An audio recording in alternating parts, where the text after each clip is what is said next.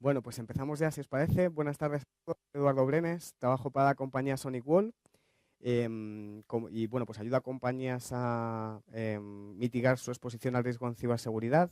Muchas gracias a todos por vuestra asistencia a esta sesión en la que vamos a tratar de repasar cuál es la visión del panorama de ciberamenazas este año 2018. Y bueno, aquí veis un poco la agenda que me gustaría cubrir. En primer lugar, me gustaría ver con vosotros un poco qué ocurre en el mercado de ciberseguridad, cuál es el estado del arte en el entorno de ciberseguridad, cuáles son las principales eh, pues, tendencias que estamos viendo en este mercado. En segundo lugar, contaros un poco quién es Sonic Wall y cómo ayudamos a mitigar esa exposición al riesgo corporativo, a desarrollar capacidades de ciberresiliencia, ¿no? De cómo nos recuperamos ante un ataque en el ciberespacio. Y bueno, pues por último veremos cuáles son las que consideramos que son las principales ciberamenazas a día de hoy y cómo desde un fabricante de ciberseguridad como Sonic Wall, pues ayudamos a mitigar ese tipo de amenazas, ¿no? Entonces, bueno, en primer lugar, ¿qué vemos que ocurre en el mercado de ciberseguridad a día de hoy, ¿no? Nosotros consideramos que estamos en un mundo hiperconectado, en el cual tendencias como las redes sociales, virtualización, cloud computing, Internet of Things, pues ofrecen muchas posibilidades para el negocio. Y desde el punto de vista de IT debemos ser capaces de poner a la disposición del negocio este tipo de iniciativas de la manera más rápida posible, pero también de la manera más segura posible, porque el negocio no puede esperar por la seguridad, ¿no? Cuando hablamos, por ejemplo, de Internet of Things, hablamos de que para 2020 va a haber más de 26.000 de dispositivos conectados a Internet, 26.000 millones. Entonces, todavía no somos conscientes del tipo de ataques que se van a poder perpetrar, porque ya hay, por ejemplo, marcapasos que están conectados a Internet, hay sensores en bombas de insulina conectados a Internet, hay sensores en las vacas, en las granjas conectados a Internet. Ya ha habido ataques, por ejemplo, contra hoteles en los cuales las cerraduras de la puerta del hotel estaban conectadas a Internet, nadie podía entrar ni salir de las habitaciones. En octubre de 2016 vimos el caso de una compañía americana, DIN, de YN, una compañía que da servicios de autenticación de DNS. Aquí lo que pasó fue que se orquestó un ataque de negación de servicio distribuido desde más de 100.000 cámaras IP de la marca china Xiaomi. Alguien introdujo un malware en esas 100.000 cámaras para orquestar un ataque de negación de servicio distribuido que tumbó esta compañía, DIN, y bueno, pues se cayeron servicios como Spotify, Netflix, PlayStation Network, PayPal, etcétera, ¿no? ¿Cómo, perdona? No sabría decirte ese dato, no sé qué throughput consiguieron, pero un ancho de banda suficiente como para tumbar esta compañía y fue como un ataque orquestado contra Internet. Si quieres luego te lo puedo buscar ese dato. Em, entonces, bueno, lo que voy también es a que todavía no somos conscientes del tipo de ataques que se van a poder perpetrar, porque pues ya los móviles, este tipo de dispositivos móviles y tal, ya están conectados a Internet, pero los coches que ya son ordenados con ruedas van a estar conectados a Internet, etcétera, ¿no? O sea, todavía no somos conscientes del todo del tipo de ataques que que vamos a ver, ¿no? Y en este mundo hiperconectado que nos encontramos, como sabéis, pues ya hemos pasado del concepto romántico del hacker, que accedía a un sistema de información por el reto que suponía, a auténticas redes del cibercrimen. El cibercrimen se está convirtiendo, como sabéis, en una de las industrias criminales más rentables organizadas, ya por delante de las armas y de las drogas. Ya se estima que el volumen de negocio a nivel mundial que maneja el cibercrimen sería superior al $1 billón.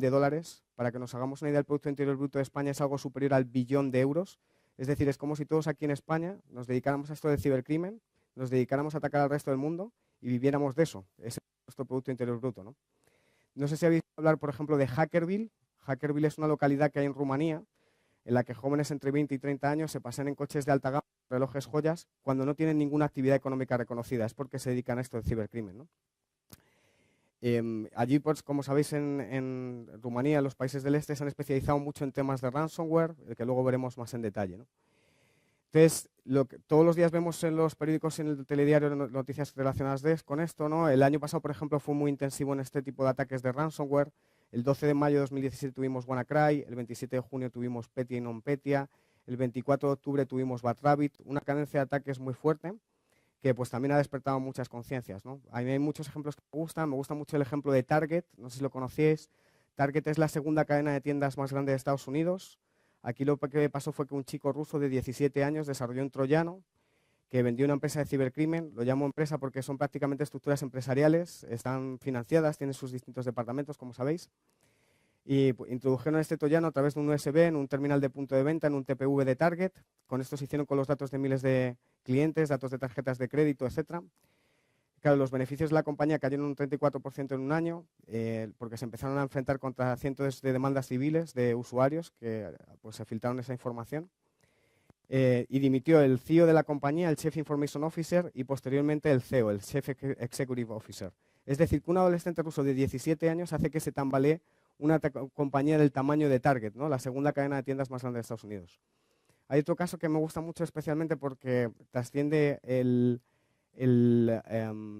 pues un poco el mundo de IT, que es el caso de Ashley Madison, no sé si lo conocíais. Ashley Madison es la segunda red de contactos a nivel mundial, por detrás de Mythic. Sabéis que es una página web que se basa en la discreción, ¿no? Tú tienes pareja, novia, mujer y quieres una aventura discreta. Entonces aquí hay un reportaje de este caso que es muy interesante. Entonces lo que pasó fue que pues un grupo de hackers que suponían que esta página web era una tentación para los usuarios, amenazaron a los dueños con que si no cesaban las actividades de Ashley Madison, iban a publicar la lista de usuarios, porque habían tenido acceso a la lista de usuarios. Y así fue, publicaron la lista de usuarios y 2 personas se suicidaron al ver su nombre ahí en esa lista de usuarios, ¿no? Entonces, como veis, esto ya está trascendiendo pues un poco el mundo virtual, ¿no? Hacia el mundo real. Entonces, lo que vemos que cada vez más también es que al final de lo que se trata es de mitigar la exposición al riesgo corporativo. Al final, nosotros intentamos que tratar de ver, el riesgo cero no existe, obviamente, intentamos coger un nivel de riesgo, de exposición al riesgo así, transformarlo así, intentando complementar o completar la infraestructura de seguridad que tiene el cliente. Al final es mucho mejor tener una casa con la puerta y las ventanas razonablemente seguras que una casa con la puerta acorazada, blindada a todo trapo y las ventanas con mosquiteras, ¿no? De lo que se trata es tapando todas las vulnerabilidades y agujeros posibles, ¿no? Sobre todo porque la esperanza es muy mala estrategia, y más en ciberseguridad, ¿no? Esperar que no te van a atar a cara a ti porque eres una empresa pues, desconocida o no muy grande, pues no es muy buena estrategia, porque como sabéis cada vez más, pues los ciberatacantes lo que hacen es utilizar algoritmos más complejos para comprometer la seguridad de cuantas más compañías mejor, y además reaprovechar esa infraestructura tecnológica de esa compañía pequeña para luego lanzar ataques contra compañías más grandes, sobre todo ataques de denegación de servicio y de phishing. Ya se estima que cerca del 20% de los ordenadores a nivel mundial forman parte de redes botnet, redes zombies que han tomado el control, han hecho un command and control y están haciendo ese tipo de ataques, sobre todo de negación de servicio y de phishing contra otras grandes compañías, ¿no? Y bueno, pues como sabéis, vosotros más que nadie, pues la cantidad y disponibilidad de herramientas ofensivas que hay en Internet es cada vez mayor, y un ciberatacante con cada vez menos conocimientos técnicos pues es capaz de lanzar ataques cada vez más sofisticados, ¿no? Este tipo de herramientas, bueno, aquí veis un poco como si fuera la carta de un menú de un restaurante. ¿Cuánto cuesta lanzar un ataque de ransomware as a service, un ataque de negación de servicio distribuido, un ataque de phishing? Y bueno, pues hay muchos foros, no solamente en la Deep Web, en Red Store, sino también en Claro. A mí me gusta mucho un foro que se llama Hack Forums, que te permite crearte tu propio imperio de cibercrimen en menos de una hora, ¿no? En plan, beginning hacking, cómo comprometer la seguridad de un ordenador Windows en menos de 5 minutos, ¿no? Entonces, bueno, este tipo de herramientas se comparten, tal. Lo que vemos es que cada vez más delincuentes comunes se están pasando a ser ciberdelincuentes por las ventajas que ello tiene, ¿no? Que al final pues, es más difícil que te localicen, etcétera, ¿no? Y bueno, pues también lo que vemos es que los CISOs, los Chief Information Security Officers dentro de las compañías, pues cada vez están siendo más tenidos en cuenta porque cada vez están más ligados a una capa más de negocio, ¿no? Y realmente lo que vemos también es que cada vez más los consejos de dirección de las compañías empiezan a preguntar a estos responsables de informática, a estos responsables de seguridad: oye, esto que le ha pasado aquí a la compañía de al lado, ¿nos podría pasar a nosotros? Y en caso de que la respuesta sea negativa, explícame por qué no. ¿Qué tenemos nosotros que va a hacer que evitemos que este tipo de situaciones se produzcan, ¿no? Porque a mí lo que en nuestro último informe global de amenazas, nuestro Annual Threat Report, hemos visto que pues en el primer semestre del año, comparando los 2 primeros semestres del año, del 2017 y 2018, hemos visto que ha crecido un 100,2%, o sea, se han duplicado, más que duplicado, los ataques de malware. Estamos ya en 6.000 millones de ataques por semestre, ¿no? Lo cual pues, es una cantidad que está creciendo exponencialmente, como vemos. Y bueno, pues esta información la hemos recogido gracias a nuestra red global de respuesta ante amenazas, que está basada en 1 millón de firewalls que tenemos repartidos a nivel mundial. Este millón de firewalls están actuando como sensores, como sondas, y están analizando pues, cada día más de 200.000 muestras de malware. Analizamos más de 200.000 eventos de seguridad, Y con esa información somos capaces de actualizar esos firewalls. Ese millón de firewalls se actualiza aproximadamente cada hora, con nuevas firmas, nuevas remediaciones para intentar evitar que este tipo de amenazas se puedan extender, ¿no? Y aquí veis algunos datos recogidos por este informe global de amenazas. Aquí veis pues datos muy significativos del número de ataques, etcétera. Para mí, pues, uno de los datos, por ejemplo, muy curiosos es la procedencia de los ataques, ¿no? Como veis, los top 3 países que más ataques lanzan son Francia, Rusia y Estados Unidos, ¿no? En Francia sabéis que hay mucha cultura de hacking y, bueno, pues también estamos viendo que Francia, pues con mucha diferencia, está lanzando muchos ataques, ¿no? En este último año. Y, bueno, pues los targets, los objetivos más comunes son Estados Unidos, Reino Unido y Brasil, ¿no? Curiosamente. Y bueno, pues si queréis quedaros con una cifra, pues si os fijáis en un cliente promedio durante el mes de junio de 2018, pues ha tenido unos 79 ataques de malware al día. Eso es un ataque cada 18 minutos, ¿no? Que es una barbaridad. Esto es un número que también está creciendo mucho exponencialmente, ¿no? Entonces, bueno, aquí veis algunos retos de ciberseguridad, como los que vamos a hablar hoy, a nivel de ransomware, Internet of Things, Bring Your Own Device, pues este tipo de temas. Y bueno, pues algunos retos también a los que se enfrenta algunas expectativas del departamento de IT, ¿no? En cuanto a reducción de riesgos, despliegues rápidos, cumplimiento normativo. Como sabéis, pues a nivel de cumplimiento normativo, este año, el 25 de mayo de 2018, comenzó a operar la nueva General Data Protection Regulation, la nueva ley de protección de datos a nivel europeo. Como sabéis, esto ha supuesto un cambio de inflexión porque, bueno, pues cualquier compañía que sepáis que una brecha de seguridad en la cual los datos de terceros se vean expuestos, puede enfrentarse a multas o sanciones de hasta un 4% de la facturación de la compañía a nivel global o hasta 20 millones de euros, ¿no? En caso de que no avise que se ha producido esa brecha de seguridad en menos de 72 horas a una autoridad supervisora, que aquí en España es la Agencia de Protección de Datos, y a las partes afectadas.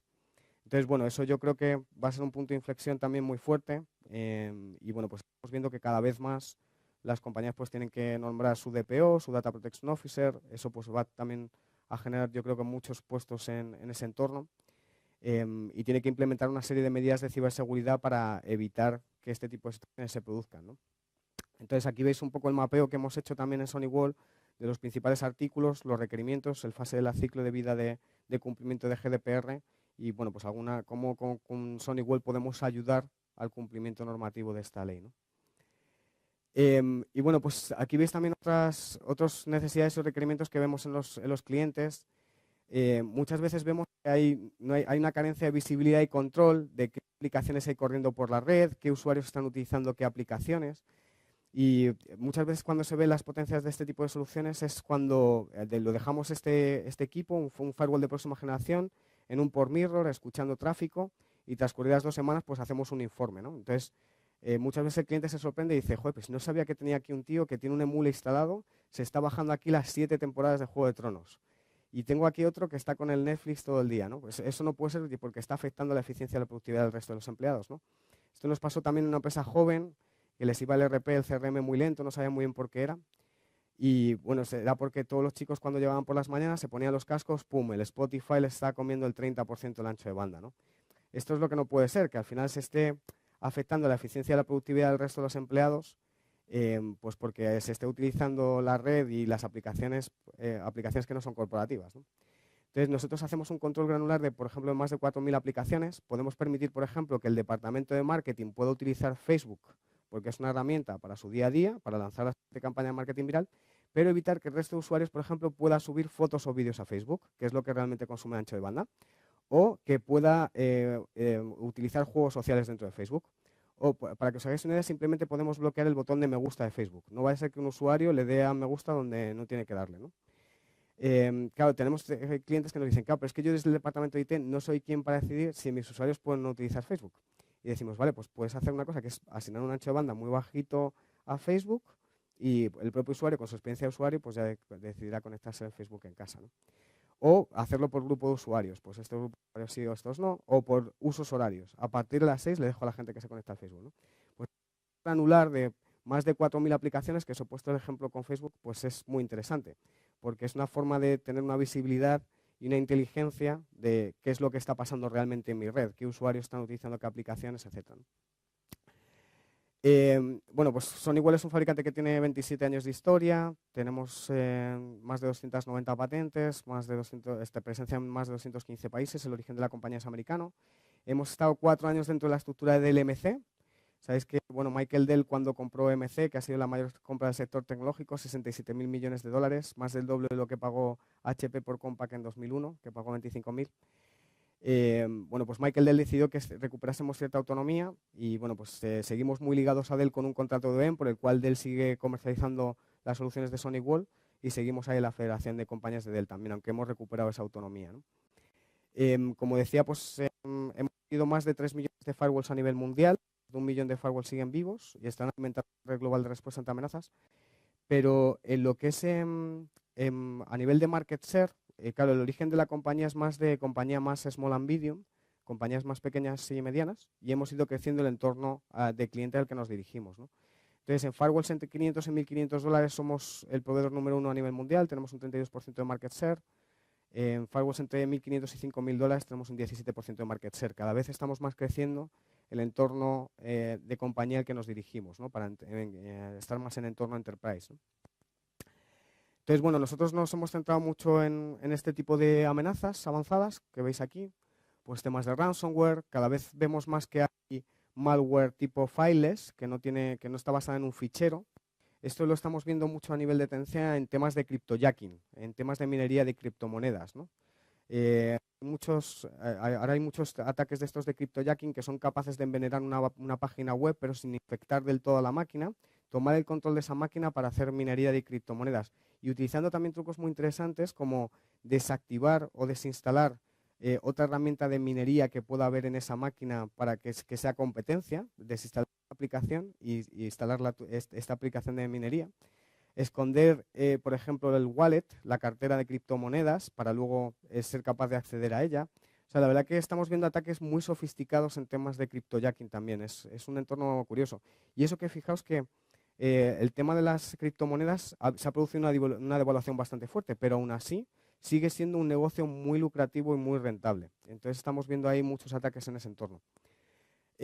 También, bueno, a nivel de phishing, malvertising, amenazas de día cero, malware de nueva generación, advanced persistent threats, este tipo de amenazas que queríamos comentaros hoy, ¿no? Que van a través de cualquier vehículo, pues a través de un navegador, de correo electrónico, de ficheros, de aplicaciones, etcétera, a través de cualquier tráfico, tanto encriptado como en claro, a través de cualquier red, tanto redes cableadas como wireless, como redes móviles, y cualquier dispositivo, ¿no? PCs, portátiles, dispositivos móviles, etc.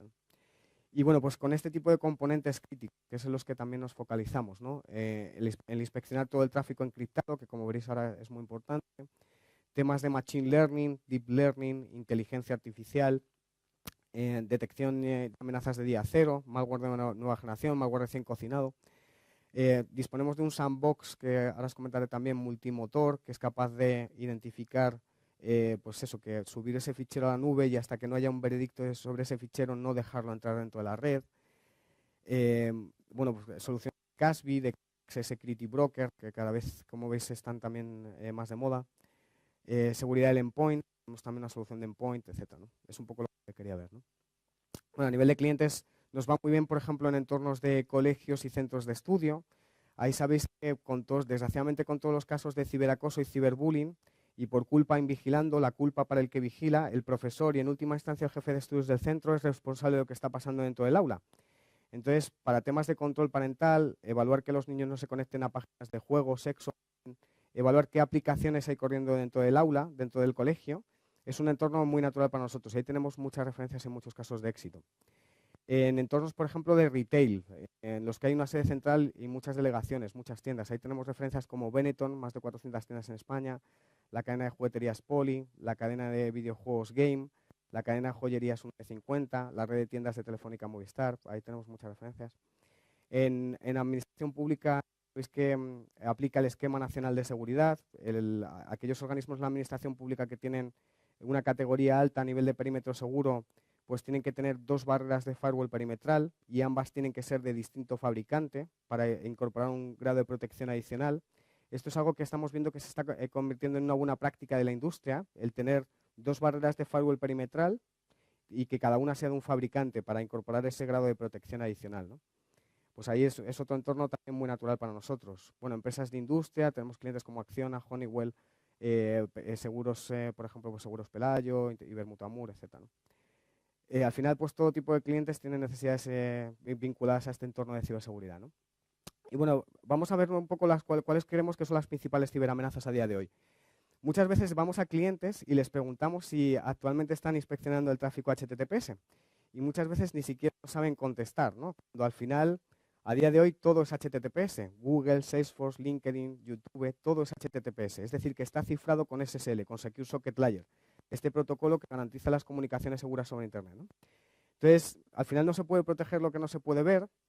Y bueno, en nuestro último informe de amenazas hemos visto que más del 70% del tráfico mundial de Internet es HTTPS. Solamente el 30% sería HTTP. Y con iniciativas como HTTPS Everywhere de Google, esta es una tendencia que cada vez va a más. O sea, cada vez vemos que el tráfico va a ser más HTTPS y menos HTTP. De hecho, el 5% del malware usa conexiones TLS o SSL para introducirse dentro de la red. Y solamente el 5% de los clientes están inspeccionando este tráfico cifrado, este tráfico HTTPS, ¿no?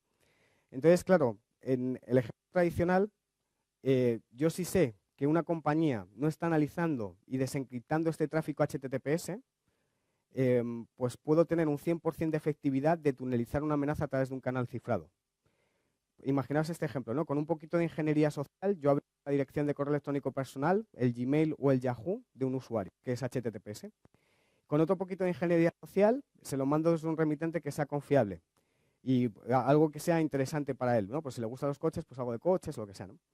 Bueno, pues este es el típico ejemplo de una amenaza que yo soy capaz de tunelizar a través de un canal cifrado, ese HTTPS, que es ese Gmail, ese Yahoo de su usuario, ese correo electrónico personal de su usuario, y ya está dentro de la compañía. Le mando un PDF con unas bromas que está infectado por un ransomware y ya está dentro de la empresa, ¿no? Entonces, como veis, esta es una vulnerabilidad que siguen teniendo muchos clientes en España. Ya os digo que nuestros últimos estudios concluyen que solamente el 5% de los clientes en España están analizando este tráfico HTTPS. Es una vulnerabilidad muy clara dentro de las compañías, ¿no? Y bueno, de hecho, a finales de 2013, cuando el tráfico HTTPS se hizo mucho más popular, los ataques de ransomware se propagaron mucho más. Esta es una de las vías principales de infección de ransomware, porque es una de las formas en las que más entran las compañías al ransomware, ¿no? Como sabéis, pues hablamos de WannaCry, Petya, Bad-Rabbit, pero hay otras variedades, CryptoLocker, CryptoVault, TeslaCrypt. En este último año hemos visto más de 250 nuevas variedades de ransomware. En el último año, pues ya sabéis que ransomware pues, es la amenaza más extendida en Internet y el malware más rentable de la historia. En lo que llevamos de 2018 hemos visto que los ataques de ransomware se han multiplicado por 3. A pesar de que hay cada vez más conciencia y la gente sabe más, todo el mundo ha tenido un susto de ransomware, pues todavía este tipo de ataques son muy rentables y muy lucrativos y se siguen perpetrando mucho, ¿no? Nosotros, bueno, otra de las vías de infección de ransomware es el phishing, que es una de las vías principales de infección, ¿no? Y bueno, pues el número de ataques de phishing que ha sufrido en el primer semestre del año 2018 un cliente promedio de SonyWall pues es de 2033, que también es un número muy alto y que vemos que año a año también sigue creciendo, ¿no? Entonces, bueno, nosotros aquí veis un poco algunas cifras del impacto que tiene el negocio un ataque, ¿no? Hay un estudio de Malwarebytes que dice que el 22% de los negocios que sufre un ataque, pues tienen que cerrar su actividad, no pueden seguir continuando con su actividad, ¿no? Y bueno, nosotros damos una serie de recomendaciones en cuanto a temas de software. En primer lugar, pues tenemos mucho hincapié en temas de concienciación y evangelización en materia de ciberseguridad de los usuarios, porque bueno, pues podemos tener todas las medidas de ciberseguridad en un rincón, que si el usuario que tiene incontinencia cliquera te abre el típico mail de Iberdrola cuando es cliente de Endesa, o el típico email de correos cuando no está esperando ningún paquete, pues no hay nada que hacer. O sea, al final hacemos mucho hincapié en esta concienciación y evangelización porque al final el eslabón más débil de la cadena pues es el usuario, ¿no? Y yo creo que al final la ciberseguridad también comienza en el teclado de ese usuario, ¿no? Que sea consciente de la importancia de la ciberseguridad, ¿no? También, bueno, en segundo lugar, hacemos mucho hincapié en tener pues todas las aplicaciones pues actualizadas a la última nivel de parcheado, todos los sistemas operativos, etcétera, porque también, como sabéis, los ciberatacantes también lo que hacen es eso, aprovechar el espacio de tiempo, la ventana de tiempo desde que se detecta una vulnerabilidad hasta que se firma una remediación, ¿no? Una contramedida. Entonces, pues es muy importante tener todo lo suficientemente instalado, ¿no? Bueno, nosotros, por supuesto, no lo había comentado, pero recomendamos no pagar, no ceder a la extorsión de los cibercriminales y pagar ese ransomware, o sea, ese rescate por los datos, porque al final pues seguimos pues animando esa actividad criminal y además tenemos estudios que concluyen que el que pagues no significa que vas a recuperar la información. Tenemos un estudio que concluye que solamente el 50% de los usuarios que ceden a la extorsión y acaban pagando ese rescate consiguen recuperar la información. Y esto es porque muchas veces también los ciberatacantes lo que hacen es que suben esas claves de encriptación a servicios de disco en la nube, tipo SkyDrive, Dropbox, Box.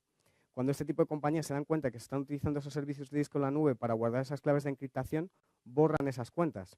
Entonces, aunque el ciberatacante quiera devolver la información y darte esa clave de encriptación, no puede hacerlo porque ya le han borrado la cuenta, ¿no? También hacemos mucho hincapié en el tema del backup.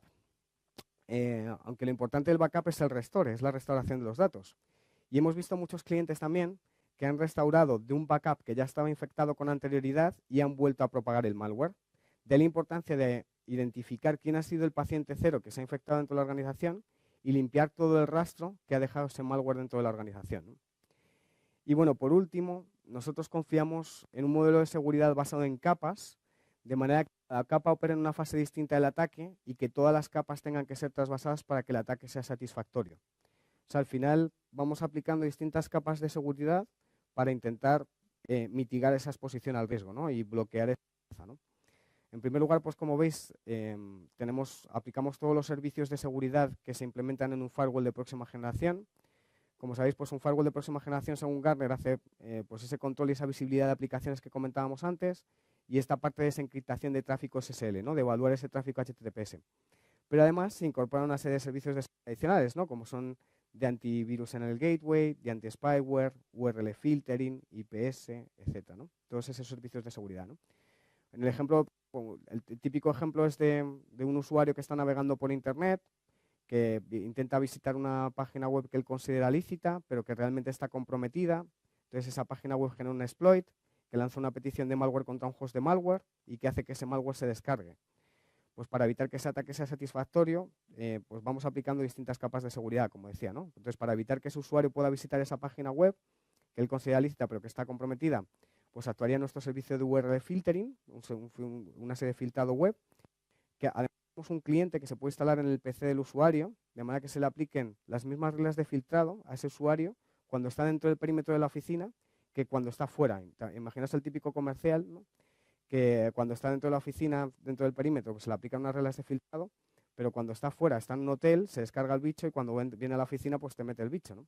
Entonces, este cliente de URL filtering lo que permite es eso, ¿no? Que se apliquen esas mismas reglas de filtrado al usuario cuando está dentro que cuando está fuera, ¿no? Pero imaginemos que cuando ese usuario trata de visitar esa página web que él considera lícita, está comprometida, porque pues no lo detectamos con este web filtering, porque bueno, tenemos listas blancas, listas negras de acceso, pero imaginemos que es una web de nueva creación, ¿no? Cuando se genera el exploit, actuaría el IPS, el Intrusion Prevention System, de manera que pudiéramos mitigar eso, ¿no? Pero imaginemos que no hubiera una firma, una remediación del IPS para contrarrestar eso. Pues para evitar que se produjera esa petición de malware, esa descarga de malware, pues ya actuarían los servicios de gateway antivirus, de cloud antivirus, de botnet filtering, etcétera, ¿no? Y todo ello aplicando esa desencriptación de tráfico SSL para evitar que esa amenaza se pudiera tunelizar a través de un canal cifrado, ¿no? Otro de los servicios que está muy bien dentro del firewall es el servicio de GeoIP, ¿no? GeoIP pues es un servicio que lo que permite es que si, por ejemplo, mi compañía no tiene ningún tipo de relación con Rumanía, por ejemplo, ¿no? Con la gente de Hackerville que hablábamos antes, y de repente vemos que el tráfico entrante-saliente de mi organización con Rumanía es anormalmente alto, podríamos concluir que estamos recibiendo un ataque de negación de servicio distribuido que viene de Rumanía. Entonces, con este servicio de GeoIP, yo puedo en las banderitas de cada país, con los que no tengo ningún tipo de relación, puedo bloquear todo el tipo de tráfico entrante-saliente con ese tipo de países. Con lo cual, pues ya mitigamos también esa exposición al riesgo, ¿no? Es un servicio de seguridad también muy interesante, ¿no? Bueno, pues ya con este tipo de servicios de firewall de próxima generación ya paramos bastante, ¿no? Pero ¿qué pasa con aquellas amenazas que están encriptadas, que van a través de canales cifrados tipo HTTPS, ¿no? Pues tenemos ese motor que comentaba de inspección profunda de paquete de datos que permite parar esas amenazas que se tunelizan a través de canales cifrados, ¿no? Con lo cual ya también paramos bastantes amenazas de ese tipo, ¿no? Vale, pero ¿qué pasa con aquellas amenazas que son de día cero, ese malware de nueva generación, Advanced Persistent Threats, para los cuales todavía no hay una firma o una remediación? Pues para eso tenemos este motor de sandboxing. No sé si habéis oído hablar de la palabra sandbox en alguna ocasión. Sabéis que los sandbox son, pues, la palabra sandbox viene de los parques de arena de los niños, pues actúa como un tamiz. Sabéis que lo que hacemos es que subimos el fichero completo a una nube. Imaginaos que es un fichero Office tipo Word. Pues primero lo voy a abrir con Windows 7 en Microsoft Office 2010, luego en Windows 10 con Microsoft Office 2016, así en distintos entornos controlados como si fuera un container. Entonces, hasta que no hay un veredicto sobre ese fichero, no lo dejo entrar dentro de la yo puedo definir de forma automática o manual qué tipo de ficheros son los que voy a subir a la nube. Entonces, me fío del tráfico de mi banco, ese tipo de ficheros no los voy a subir. No me fío de este FTP que me viene este proveedor, este por si acaso lo voy a subir a la nube, ¿no? Entonces, esta es una forma también de mitigar esa exposición al riesgo de aquellas amenazas de día cero que todavía no tienen una firma o una remediación y que no podemos tener una contramedida, ¿no? Nosotros nos hemos apoyado en ese millón de firewalls que tenemos repartido a nivel mundial. Además, cuando detectamos este tipo de amenazas de día cero, actualizamos ese millón de firewalls con la nueva firma para evitar esto, ¿no? Nos hemos apoyado en tecnología de otros fabricantes, desde Lastline, que es un fabricante que hace temas de sandboxing virtual, de VMware, de emulación de sistemas completos, ¿no? Y adicionalmente, como sabéis, bueno, pues los fabricantes de ciberseguridad damos un paso, los fabricantes dan otro y así, ¿no? Entonces empezamos a ver que había malware que era capaz de ocultar su armamento en memoria hasta identificar que estaban en un entorno real. No sé si visteis las vulnerabilidades de Spectre y Meltdown que afectaron sobre todo a procesadores Intel. Pues lo que estamos viendo es que cada vez más los campos de memoria van a ser los siguientes campos de batalla en ciberseguridad.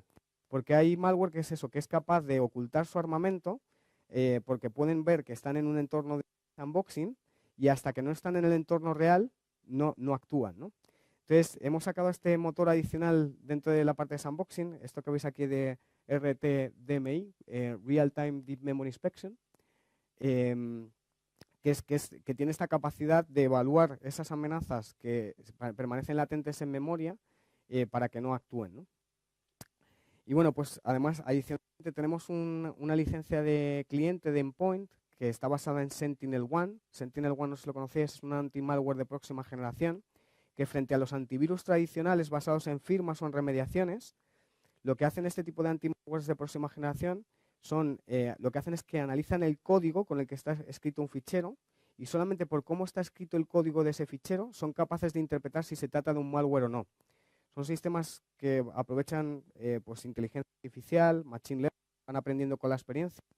Entonces, no tienen las típicas inconvenientes de un antivirus tradicional, que el usuario se queja de que ralentiza mucho la máquina, porque está haciendo match todo el rato con una firma, etcétera, ¿no? Esto pues se actualiza cada varios meses, simplemente está analizando el código con el que está escrito ese fichero, ¿no? Y bueno, pues además hemos hecho una sinergia con estos firewalls de próxima generación, de manera que desde el firewall hacemos un enforcement y obligamos al usuario a tener este anti-malware de próxima generación instalado, arrancado y actualizado en su equipo. Con lo cual tenemos esa seguridad sincronizada. Lo que no para el firewall lo vamos a poner con este anti-malware de próxima generación que está dentro del usuario, ¿no? Dentro del PC del usuario. El portátil, el Mac, el servidor, ¿no? Con lo cual tenemos seguridad sincronizada. También utilizamos este cliente de SentinelOne para desplegar los certificados de SSL a los navegadores de los usuarios y desencriptar ese tráfico SSL, ese tráfico HTTPS que decía, ¿no? Y también lo utilizamos para hacer rollback. Utilizamos el servicio de VSS de Microsoft, de Volume Shadow Service, para hacer un rollback en caso de que esa máquina se vea afectada, podamos volver esa snapshot y recuperar la máquina de su usuario. Con lo cual, como veis, lo que vamos haciendo es mitigar esa exposición al riesgo corporativo, ¿no? Y intentar cubrir todos los entornos que podemos, ¿no? Entonces, bueno, nuestro core business son los firewalls de próxima generación. Pues la gama más baja, pues en la que nacimos la compañía es esta gama TZ, lo que es TZTR, vender TZ se nos da muy bien. Aunque ya veis ya veis que también tenemos esa gama NSA y la gama Supermassive, que es la gama más alta. Bueno, pues en Estados Unidos, que hay más conciencia de la seguridad, los usuarios domésticos por detrás del router ADSL de casa tienen este tipo de firewalls TZ. Y ya en España nos empieza a pasar que padres preocupados por la educación de sus hijos empiezan a implementar este tipo de firewalls en casa para temas de control parental, etcétera, ¿no? Entonces, bueno, la gama Supermassive es para entornos muy intensivos en cálculo, con mucho throughput, interfaces a 40 gigabits Ethernet, etc. Y bueno, además tenemos, los firewalls tienen una serie de características, pueden actuar como wireless controller, tenemos nuestros propios puntos de acceso wireless, ahora os enseñaré. Nuestro ratio precio-rendimiento ahí es muy bueno porque normalmente cualquier fabricante de firewalls en configuraciones en alta disponibilidad, ya a partir de un cierto tamaño, te cobra la misma cantidad por las dos máquinas, tienes que licenciar los servicios de seguridad de las dos máquinas. En nuestro caso no es así, nosotros cobramos una cantidad por la máquina primaria, como el 60-70% menos en la máquina secundaria, y licenciamos los servicios de seguridad una vez, ¿no? También tenemos virtual firewalls, firewalls virtuales, que podemos provisionar en entornos de VMware, de NSX y de SXI, en Hyper-V, en Amazon Web Services, en Azure, etcétera, ¿no? Cada vez estamos incrementando más. Ahora vamos a sacar el Ibaba Cloud, OpenStack, etcétera, ¿no? Vamos a poder provisionar este tipo de firewalls virtuales. Lo que vemos es que cada vez más las compañías tienen entornos híbridos, entornos on-premise y entornos en la nube pública, nube privada, nube híbrida. O sea, ya cada vez hay que proteger cada vez más entornos, entonces puede tener sentido poner un firewall físico, pero también un firewall virtual. Los firewalls virtuales tienen dos casos de uso. Uno de ellos, por ejemplo, es el tema de, bueno, sabéis que ahora cada vez todo más es software defined network, software defined data center. Hay estudios que concluyen que más del 90% de las compañías ya virtualizan servidores, que más del 50% de las cargas de trabajo dentro de un data center corren en servidores virtuales. Y bueno, pues para lo que es, cada vez más lo que se habla es no solamente de gestionar y securizar el tráfico norte-sur dentro de las compañías, el tráfico entrante-saliente de Internet, sino también el tráfico este-oeste, el tráfico que se mueve dentro del propio data center, ¿no? Entonces, para temas de microsegmentación, para evitar que una amenaza se pueda ir propagando por distintos segmentos de la red, es un caso de uso típico de Virtual Firewall, ¿no? Esto, por ejemplo, ocurrió el 12 de mayo de 2017 con esta variedad de ransomware. Sabéis que aprovechaba una vulnerabilidad de Microsoft que se llama Eternal Blue, que hacía que se comportase como un gusano y que se propagara muy rápidamente por otras redes. Entonces, gracias a esta microsegmentación que podemos hacer, podemos aislar esa amenaza y evitar que esa amenaza se pueda propagar por distintos segmentos de la red, ¿no? Es lo que se denomina intra-VXLAN inspection, ¿no? Inspección intra-VXLAN. Otro caso de uso típico de Virtual Firewall es aquellas compañías que saben que tienen una aplicación desarrollada a medida en casa que tiene ciertas vulnerabilidades. Entonces, con un Virtual Firewall podemos encapsular o envolver esa aplicación potencialmente insegura y securizarla de una forma mucho mejor, ¿no? O para securizar entornos en nube pública, nube privada, nube híbrida, ¿no? Típica compañía también, por ejemplo, que tiene un servicio de Disaster Recovery en la nube y que tiene que securizar ese servicio de BRS, ¿no? De Business Continuity Services. Pues para securizar ese tipo de entornos se puede provisionar un firewall virtual en un Amazon Web Services, en un Azure, y securizar ese tipo de entorno, ¿no? Bueno, pues como comentaba también, nuestros firewalls actúan como wireless controller y tenemos nuestros propios puntos de acceso wireless, Sonic Wave, de la Ola 2, Wave 2, que sabéis que tienen interfaces a 2,5 GHz, bueno, con bandas a 2,4 y a 5 GHz, perdón, o sea, son interfaces a 2,5 gigabits Ethernet y bandas a 2,4 y a 5 GHz. Y bueno, pues Power over Ethernet, ahí, bueno, la verdad que tenemos también instalaciones muy grandes. Luego también soluciones de gobierno de accesos, de acceso remoto seguro. Sabéis que los firewalls se pueden utilizar como terminales VPN SSL, de manera que los usuarios remotos se puedan conectar a los recursos de la red utilizando este firewall como terminador. Pero también tenemos este tipo de appliance que son de propósito específico VPN SSL, que permiten una granularidad mayor en cuanto a identificar el usuario que está a la red y verificar la integridad del equipo que se conecta a la red. O sea, no es igual que yo me conecte con mi ordenador portátil que ha sido plataformado por la compañía que tiene un nivel de seguridad, a que me conecte con la tablet que la tablet de casa puede tener un nivel de seguridad muy inferior. Entonces, si me conecto con la tablet de casa, me pueden pasar cuarentena y decirme, oye, mira, te voy a dejar ver el correo electrónico, el OWA. Pero si quieres ver el resto de las aplicaciones de la red, tienes que descargarte esta versión del antivirus y tenerla instalada, arrancada y actualizada. Si no, te dejo ver solamente el logwa, ¿no? Esta seguridad más basada en contexto, en context awareness, es la que proporciona este tipo de soluciones y permite dar respuestas a preguntas como quién eres, dónde estás, qué hora es, qué estás tratando de hacer, por qué te estás tratando de conectar un sábado a las 10 de la noche a un recurso de la red cuando no tienes privilegios para ello, cómo puede ser que te estuvieras conectando por la VPN hace 4 horas desde aquí, desde Madrid, y ya lo estés haciendo desde China, eso es que no eres tú. Esa seguridad más contextual es la que podemos incorporar también con este tipo de herramientas de gobierno de accesos, ¿no? Luego también tenemos un servicio de anti-spam que se pueden implementar dentro de los soluciones también de gobierno de correo electrónico, email security, también muy orientado. Cada vez sabéis que las empresas están quitándose sus entornos de correo on-premise tipo Exchange y pasándolo a soluciones tipo Office 365, Google Apps. Pues esa transición hacia la nube también con este tipo de soluciones tipo Hosted Email Security que permiten securizar y dar una especie de correo limpio, limpiar ese correo antes de que entre dentro de la organización o encriptar ese correo electrónico, que cada vez es algo que también se da más, pues son soluciones que para eso vienen muy bien, ¿no? Luego también tenemos este cliente que comentaba de anti-malware de próxima generación, que se llama Capture Client, que permite esta sincronización entre lo que es el mundo perimetral con el mundo del endpoint.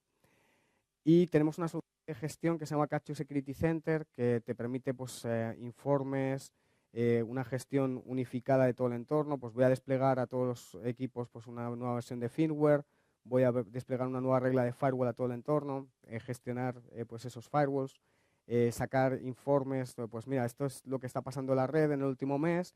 Eso también de cara a gerencia, a la dirección, pues para cometer nuevas inversiones o ver un poco hacia dónde hay que ir, pues es muy interesante, ¿no? Pues oye, mira, estamos pagando licencias por este tipo de aplicaciones y vemos claramente que solamente este tipo de usuarios lo están utilizando. Pues no compensa, ¿no?, comprar este número de licencias. Pues para ese tipo de analytics, de inteligencia de negocio, de business analytics, pues también es muy interesante esta solución, ¿no? Entonces, bueno, aquí veis un poco nuestro portfolio, ¿no? A nivel de seguridad perimetral, seguridad del endpoint, seguridad del correo electrónico y cloud security, ¿no? También tenemos una solución de WAF, de Web Application Firewall. Sabéis que este tipo de soluciones están muy orientadas a securizar portales y servicios web con motores de comportamiento. Bueno, la verdad que también es una solución que es muy interesante para clientes que también venden mucho a través de Internet o que tienen portales corporativos que tienen que proteger porque sufren muchos ataques, etcétera, ¿no? Y bueno, pues las principales entidades líderes de certificación y de seguridad pues también han avalado nuestra tecnología. No sé si conocéis NSS Labs. NSS Labs es una de las entidades líderes de certificación y de seguridad, pues como otras como Gartner, etcétera. A mí me gusta mucho NSS Labs porque en NSS Labs lo que hacemos los agentes de ciberseguridad es que damos una máquina, la ponen a condiciones de estrés y a lo que dé. O sea, al final es una especie de benchmarking porque muchas veces pues, los fabricantes ponemos algo en el datasheet a nivel de throughput, a nivel de rendimiento, y a mí me gusta contrastarlo con esto porque NSS Labs ha testeado esas máquinas en real, ¿no? Y han puesto, pues, sin estar casados con ningún fabricante, pues lo que realmente han evaluado, ¿no?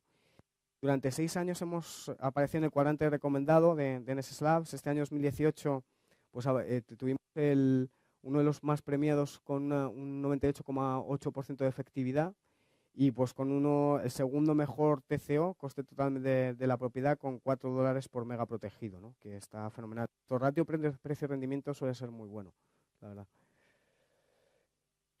Y bueno, pues aquí veis un poco las ventajas competitivas que consideramos que tenemos, ¿no?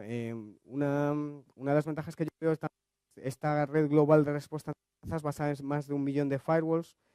Pues ningún otro fabricante tiene tantas ondas repartidas a nivel mundial. Eso consideramos que nos da una inteligencia ante amenazas, de ver cómo están evolucionando ese tipo de amenazas y de actualizar ese millón de firewalls muy rápidamente, que comparado con otros fabricantes, pues creemos que es una ventaja competitiva clara, ¿no? Luego, pues también ese motor de inspección profunda de tráfico cifrado, de SSL-TLS, que es, como decía, es muy importante. Nuestro enfoque de sandboxing multimotor, no basándonos tan solo en una tecnología de un fabricante, sino incorporando múltiples tecnologías y con esta nuevo motor de Real-Time Deep Memory Inspection para evaluar esas amenazas que permanecen latentes en memoria, ¿no?, que comentábamos. El tema de filtrado web, que es también muy importante, la parte web de filtering, tener listas blancas, listas negras de acceso, con este cliente que también podemos implementar de manera que se siguen aplicando esas mismas reglas de filtrado a ese usuario cuando está dentro del perímetro, dentro de la compañía, que cuando está fuera. Esa consola de gestión centralizada de Capture Security Center que permite pues, tener esa gestión, ese reporting centralizado y ese Business Analytics para sacar información de negocio. También tenemos una integración con DLMC Networking, con los switches de la gama de la serie X y de la serie N de Dell Networking, de manera que desde la propia consola de gestión del firewall o desde la consola de gestión de Capture Security Center seamos capaces de gestionar el propio firewall y los switches. Entonces, esto también escala mucho en entornos así muy distribuidos, que tienes que gestionar múltiples dispositivos, pues es muy práctico porque facilita mucho la gestión. Y pues la verdad que con esta sinergia que tenemos con DLMC, pues también está fenomenal, ¿no? Y bueno, pues luego ratio precio-rendimiento, como comentaba, pues, es uno de los mejores de la industria, ¿no? Durante este año 2018 hemos recibido 43 premios. Ahí veis a Bill Conner, que es nuestro CEO, que es, como decía, el origen de la compañía es americano. Y bueno, pues es un reconocimiento de la solvencia técnica de Sonic Wall en este entorno, ¿no? Que somos un fabricante pues, que ya llevamos muchos años en este entorno.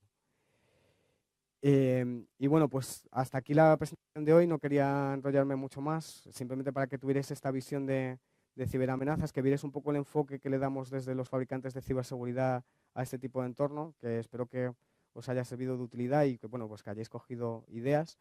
Si queréis seguirme en LinkedIn, soy bastante forofo de LinkedIn, o sea que si me buscáis estaré encantados de teneros ahí en la red, porque publico bastantes cosas y tal, y bueno, pues me encanta también seguir a gente como vosotros, ¿no?